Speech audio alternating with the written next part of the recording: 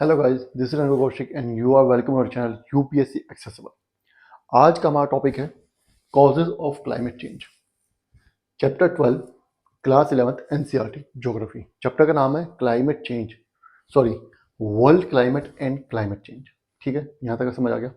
देखो, पिछले 3-4 क्लासेस से हम क्या पढ़ते आ रहे हैं, हम क्लाइमेट चेंज के बारे में पढ़ते आ रहे हैं कि क्लाइमेट चेंज जो होता है वो एक नेचुरल प्रोसेस है। अर्थ का क्लाइमेट पास्ट में चेंज हुआ बार बार। इनफैक्ट रीसेंट पास्ट के भी कुछ एग्जांपल्स हैं जो हमने लास्ट क्लास में पढ़े हैं। यहाँ तक तो आपको याद है, ठीक है। उससे पहले भी हमने ये पढ़ा कि अर्थ ने कई बार ग्लेशियर एज भी फेस किया है, इंटर ग्लेशियर फेज भी फेस किया है। ठीक है, अभी जो प्रेजेंट पे जो चल रहा है वो इंटर ग्लेशियर एज है। ठीक है, ये सब समझ आ गया। तो इसका मतलब क्लाइमेट चेंज होता रहता है। लेकिन जो सबसे इंपॉर्टेंट चीज आती है कि क्यों होता है ये क्लाइमेट चेंज। क्लाइमेट चेंज क्यों होता है? तो यहाँ पे जो एनसीईआरटी जो बोल रही है दो उसने बोला। वैसे तो क्लाइमेट चेंज के बहुत सारे रीजंस होते हैं, लेकिन उन सभी रीजंस को उसने दो कैटेगरीज में डिवाइड किया है। पहला है एस्ट्रोनॉमिकल, दूसरा है हमारा टेरेस्ट्रियल। टेरेस्ट्रियल का नाम से आपको पता चल गया होगा कि अर्थ से रिलेटेड जो रीजंस हो सकते हैं। ठीक है, ऐसे कुछ रीजंस हैं जो कि अर्थ पे ही जनरेट, जिनका की ओरिजिन हो रहा है, जिनकी वजह से क्लाइमेट चेंज हो सकता है। पहले वाला कौन सा? एस्ट्रोनॉमिकल। एस्ट्रोनॉमिकल भी आप नाम से समझ गए होंगे कि कुछ ऐसे रीजंस हो सकते हैं जो कि बाहर आउटर स्पेस से रिलेटेड है। ठीक है, तो पहले हम एस्ट्रोनॉमिकल रीजंस के बारे में देख लेते हैं, ये क्या है। क्या कह रहा है ये कि एस्ट्रोनॉमिकल रीजंस में सबसे पहला जो इंपॉर्टेंट रीजन वो क्या है? Changes in solar output associated with sunspot activities. देखो, सबसे पहली बात, अर्थ पे क्लाइमेट चेंज, अर्थ का टेम्परेचर बढ़ रहा है या घट रहा है, ये सबसे ज्यादा किस पे डिपेंड करता है? ये डिपेंड करता है इंसोलेशन पे, इनकमिंग सोलर रेडिएशन पे। ये बात आपको पता है। तो साफ सीधी सी बात है, अगर इंसोलेशन की क्वांटिटी बढ़ेगी, अर्थ पे जो इंसोलेशन आ रही है वो बढ़ेगी, तो अर्थ का टेम्परेचर बढ़ेगा। अगर इंसोलेशन कम होगी तो अर्थ का टेम्परेचर कम होगा। अब यहाँ पे कह रहा है कि सनस्पॉट एक्टिविटीज होती हैं जिनकी वजह से सोलर आउटपुट जो है वो इम्पैक्ट होता है, उसमें चेंजेस आते हैं। मतलब the quantity of insolation coming towards earth changes, it can be reduced, it can be increased. ये इंसुलेशन की जो क्वांटिटी है, जो सोलर आउटपुट जिसको बोल रहा है ये, वो कम भी हो जाती है, ज्यादा भी हो जाती है, उसमें चेंजेस आ जाते हैं। ठीक है, यहां तक समझ आ गया? सनस्पॉट एक्टिविटीज की वजह से। तो अब सबसे पहले तो हमें सनस्पॉट ही पढ़ना है कि सनस्पॉट्स क्या होते हैं। Sunspots are dark and cooler patches on the sun. Sunspot क्या होते हैं? डार्क एंड कूलर पैचेस होते हैं सन के सरफेस पे। इस तरीके से ये हमारा सन है, कहीं कहीं पे पैचेस डेवलप हो जाते हैं और सन के सरफेस पे, कहीं भी हो सकते हैं, कहीं भी हो सकते हैं ये। ठीक है, इनकी खास बात क्या है? इनकी खास बात ये है कि they are dark and cooler. अगर सन को हम येलोइश मान के चले, हम जो देखते हैं तो हमें येलोइश दिखता है। ठीक है, तो ये डार्क कलर के होते हैं, हमें नेकेड आई से नहीं दिखेंगे, लेकिन जब हम सन को स्टडी करते हैं, सैटेलाइट से हम इमेजेस लेते हैं या टेलीस्कोप से देखते हैं, तब हमें ये दिखते हैं। यहाँ पे जो है सन का टेम्परेचर कम होता है। ये रीजन जो है सन के सरफेस पे ये जनरली ठंडा है बाकी रीजन के कंपैरिजन में। ठंडे का मतलब ये नहीं है कि बर्फ है वहां पर, नहीं, बाकी रीजन के कंपैरिजन में कम है। तो यहाँ पे हीट भी कम जनरेट हो रही है। हीट जब कम जनरेट हो रही है तो यहाँ से जो सोलर जो रेज आएंगी उनकी क्वांटिटी भी कम हो जाएगी। तो इंसुलेशन, अगर अर्थ मान लीजिए इस रीजन में आ जाती है, तो जब ये पैचेस डेवलप होंगे उस टाइम पे अर्थ पे इंसुलेशन कम पहुंचेगी। ऐसा हो सकता है। क्या कह रहा है ये? Which increase and decrease in cyclic manner. ये जो सन स्पॉट्स हैं ये कम ज्यादा होते रहते हैं, कभी ये बढ़ जाते हैं, कभी ये छोटे हो जाते हैं। जब ये छोटे हो जाते हैं तो इंसुलेशन अपने आप ज्यादा हो जाएगी, और जब ये बढ़ जाएंगे तो इंसुलेशन की क्वांटिटी जो वो कम हो जाएगी। ठीक है, आगे क्या बोल रहे हैं? According to some meteorologist, when the number of sunspots increase, cooler and wetter weather and greater storms होकर। क्या कह रहा है, जब भी क्या होगा, सनस्पोर्ट का जो इंक्रीज करते हैं सन के सरफेस पे, तो वेदर जो होता है कूलर और वेटर हो जाता है।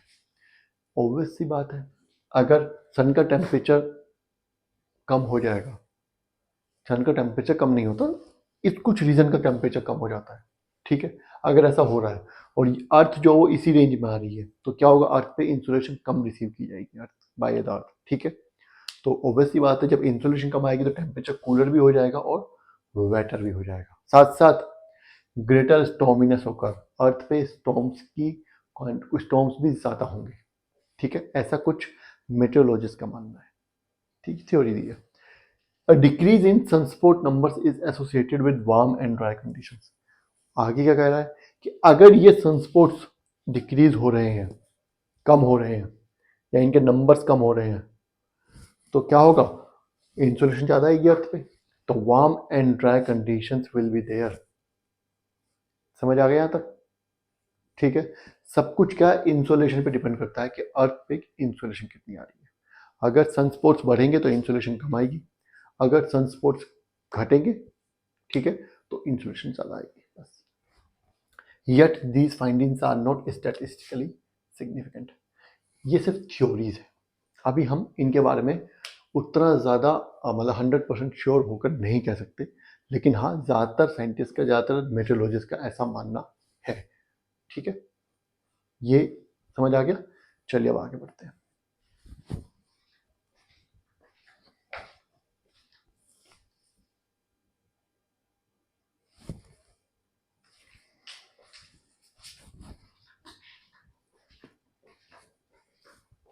चलिए नेक्स्ट क्या बोल रहा है, नेक्स्ट भी एक एस्ट्रोनॉमिकल कॉज ही है। क्या नाम है उसका, मिलेंकोविच ऑसिलेशंस। मिलेंकोविच ऑसिलेशंस के बारे में याद कर रहा है, क्या होती हैं, which infer cycles in the variation of earth orbital characteristics around the sun. क्या बोल रहा है, अर्थ रिवॉल्व करती है अराउंड द सन, अगर रिवॉल्व करती है तो उसकी एक ऑर्बिट भी होगी, लेकिन अर्थ की ऑर्बिट की एक खास बात है, इट कीप्स चेंजिंग। हर साल थोड़े बहुत, भले ही माइनर चेंजेस होते हैं, लेकिन होते हैं अर्थ की ऑर्बिट में। वो हमेशा एक ही रास्ते पे नहीं चलती, थोड़ा बहुत डिफरेंसेस आते रहते हैं, और कभी कभी डिफरेंसेस इतने ज़्यादा हो जाते हैं कि अर्थ की सन से जो डिस्टेंस है वो कंसिडरेबली कम या ज़्यादा हो जाती है, जिसका कि इम्पैक्ट इंसोलेशन पे पड़ता है। ऑब्वियस सी बात है, अगर अर्थ सन से दूर जाएगी कंसिडरेबल डिस्टेंस में, तो क्या होगा, इंसोलेशन कम आएगी। अगर सन के पास जाएगी तो इंसोलेशन ज़्यादा आएगी, है ना। तो ऑर्बिटल चेंजेस में, ऑर्बिटल कैरेक्टरिस्टिक्स में जो चेंजेस आते हैं, उनको हम मिलेंकोविक ऑसिलेशंस बोलते हैं। क्या क्या है वो, पहला तो बोल रहा है wobbling of earth. Wobbling of earth क्या होता है, जैसे कि आपको पता होगा, आपने बचपन में लट्टू चलाया होगा, लट्टू इस तरीके से घूमता है तेज तेज, लेकिन कभी कभी वो इस तरीके से लहराने भी लगता है। सपोज कीजिए अर्थ अपनी ऑर्बिट में है, जब वो ऑर्बिट में अंदर की तरफ लहराएगी तो ये रीजन सन के पास होगा, जब वापस बाहर आएगी तो दूर हो जाएगा। ऐसा होगा कि नहीं होगा, इस तरीके से लहराने से वॉबलिंग की वजह से भी अमाउंट ऑफ इंसुलेशन पे इम्पैक्ट पड़ता है। दूसरा कैरेक्टरिस्टिक क्या है, orbital characteristic, changes in earth axial tilt. क्या बोल रहा है ये, कि हमें पता है कि अर्थ जो है वो 23.5 डिग्री पर टिल्टेड है, लेकिन ये एक्सियल टिल्ट भी कभी कभी कम ज़्यादा हो जाता है अर्थ का, ठीक है।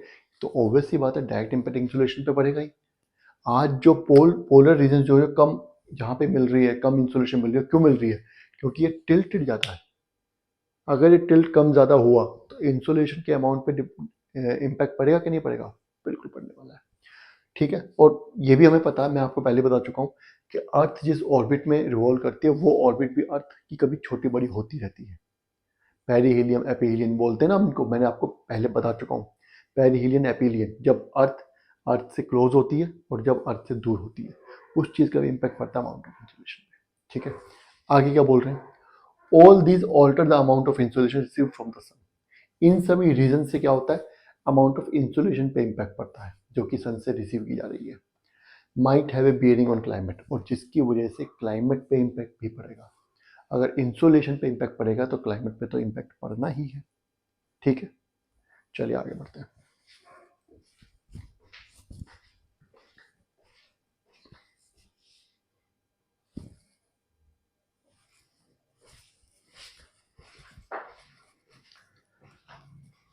चलिए आगे बढ़ते हैं। अब हम आ जाते हैं टेरेस्ट्रियल कॉजेज पे। टेरेस्ट्रियल कॉजेज कौन कौन से हैं जो कि क्लाइमेट चेंज को इम्पैक्ट करते हैं? ठीक है, टेरेस्ट्रियल कॉज में सबसे पहला है volcanism.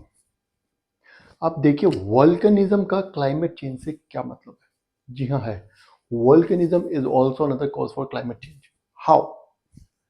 Volcanic eruptions throw up loads of aerosol in the atmosphere. जब कोई वोल्केनिक इरप्शन होता है तो बहुत सारे एरोसोल्स मतलब dust particles are thrown in the atmosphere by volcanic eruption. ठीक है, बहुत सारे डस्ट पार्टिकल्स, टाइनी बहुत छोटे छोटे डस्ट पार्टिकल्स एटमॉस्फेयर में फेंक दिए जाते हैं बाय वोल्केनिक इरप्शन। ठीक है, फिर क्या होगा? These aerosols remain in atmosphere for a considerable time period. ये एरोसोल जो है काफी लंबे टाइम तक कहाँ रहते हैं? हमारे एटमॉस्फेयर में रहते हैं। और उसका इम्पैक्ट क्या पड़ता है? Reducing the sun's radiation reaching earth surface. जी हाँ, दे वर्क एज अल्बीडो।